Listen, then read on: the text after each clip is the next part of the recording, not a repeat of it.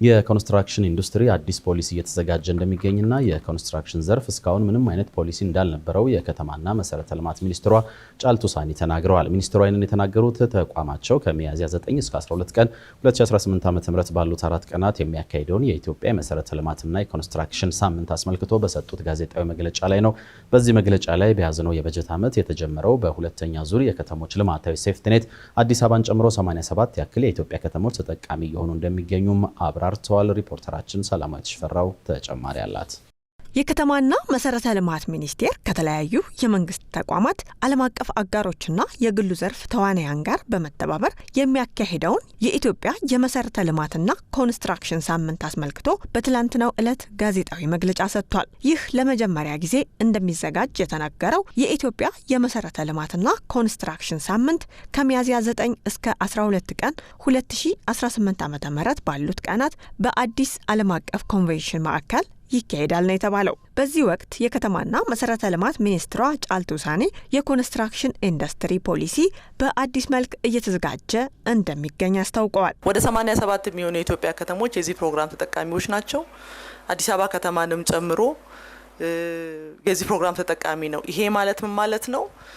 መስራት የሚችሉ የከተማ ነዋሪዎች የካፒታል እጥረት ብቻ ስለገጠማቸው ብቻ የጎዳና ተዳዳሪና ለልመና ወጥተው የነበሩ ዜጎች ዛሬ ላይ እነኚህን የካፒታል ጥሪት ብቻ እጃቸው ላይ እንዲያገኙ በማድረግ የተለያዩ ክህሎቶችን፣ ስልጠናዎችን በመስጠት ዛሬ ላይ ለራሳቸው ስራ ፈጥረው ህይወታቸውን ቀይረው ለሌሎች የስራ እድል እየፈጠሩ ያሉበትን ሁኔታ እንደ ምሳሌ ማሳየት ይቻላል። በተለይ የሚዲያ አካላት ብዙ እንደዚህ ተመሳሳይ ፕሮግራሞችን ያያችሁ ይመስለኛልና እሱ ተጠናክሮ ይቀጥላል።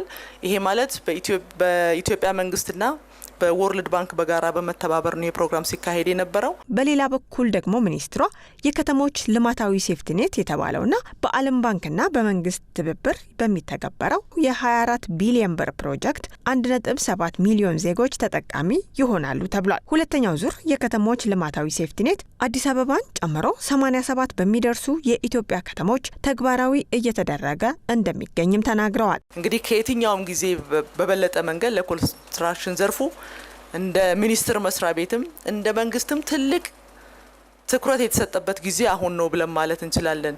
ላለፉት ብዙ ዘመናት እንግዲህ ይሄ ዘርፍ ሲመራ ነበረ። ግን ደግሞ አፎርቹኔትሊ የራሱ የሆነ ፖሊሲ የሌለው ኢንዱስትሪ እንደሆነ እናውቃለን። ዛሬ ላይ የኮንስትራክሽን ኢንዱስትሪ ፖሊሲንም በአዲስ እያዘጋጀን ያለን ደረጃ ላይ መሆኑን ማንሳት ያስፈልጋል። አንድ ዘርፍ የሚመራው እንግዲህ ከፖሊሲ ጀምሮ ነው። ፖሊሲን ማስፈጸም የሚችሉ ስትራቴጂዎች ደግሞ በሂደት የሚቀረጹ ነው የሚሆነው።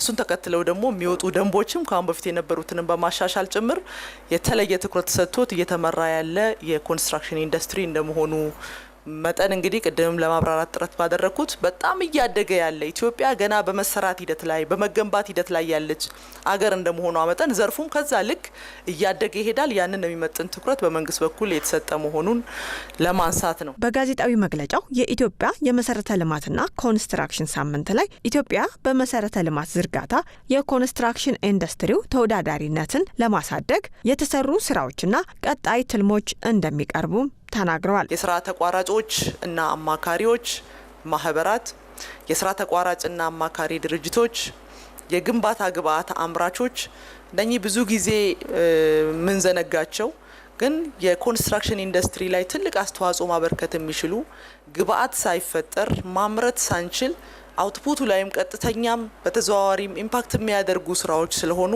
የግንባታ ግብአት አምራቾችም እንደ ባለቤትና የኮንስትራክሽን ኢንዱስትሪውን በከፍተኛ ደረጃ እንደሚያግዝ አካልም ጭምር አድርገን የምናሳትፍበት ይሆናል። አቅራቢዎች አምራቾች ብቻ አይደሉም፣ አምራቾችም አቅራቢዎችም የሚዲያ ተቋማትም ይሄንን ዘርፍ በማሳደግ በኩል የራሱ ትልቅ አስተዋጽኦ የሚያበረከቱ ስለሆኑ የሚዲያ ተቋማትም እንዲሁ ይሳተፋሉ። ሚኒስትሯ የኮንስትራክሽን ኢንዱስትሪው ከጠቅላላው ሀገራዊ ምርት እስከ 20% ድርሻ እንዳለው በተናገሩበት በዚህ መድረክ ኢትዮጵያ ያላትን የተፈጥሮ ሀብት በመጠቀም ከውጪ የሚገቡ የኮንስትራክሽን ግብአቶችን በሀገር ውስጥ ምርት በመተካት የውጭ ምንዛሬን የማስቀረት ስራ እየተሰራ መሆኑንም አስታውቀዋል።